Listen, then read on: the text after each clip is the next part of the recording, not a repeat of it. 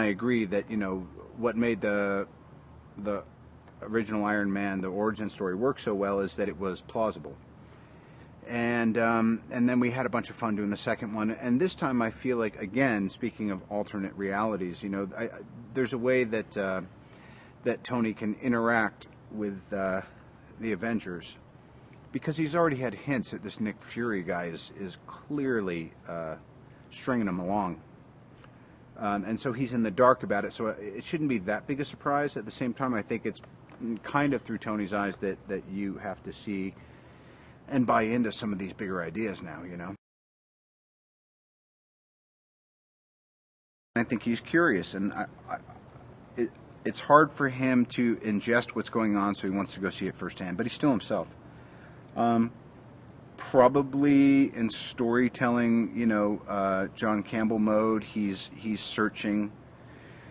With Rhodey, he realized he's not an island, and so there was a kind of a partnership, outside of his with Pepper, and I think this time it's about that group mind, and that, we is better than I. He's a tough guy, and he has generalship, which is what this required.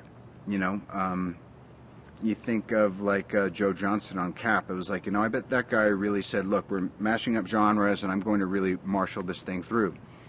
You think about Ken Branagh for Thor. There's no better person that Hemsworth could have had this kind of interaction and tutelage from. And for me, John was a natural fit. So again, I think, aside from casting, the thing that Marvel does best is they pick the right directors for their projects. And it's always an exciting announcement, but it also always has that extra thing of, oh, you know what? I wouldn't have necessarily thought that, but retrospectively, it makes perfect sense.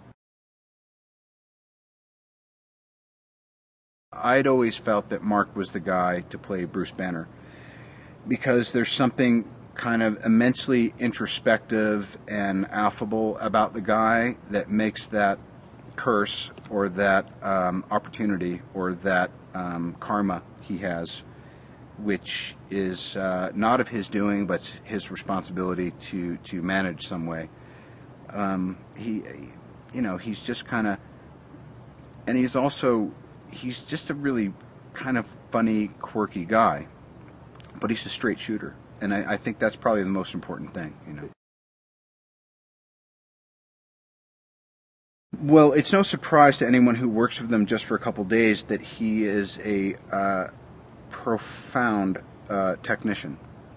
And so honestly, I think you'd probably have to go back a generation from that and probably look at, he's got, some of the same operators and other people that work with Spielberg or work with people of that genre, and even the Buffy series and his other films have always been visually really kind of their own thing. So, but I think what he's doing is he's drawing on everything he needs to draw on to make it his own.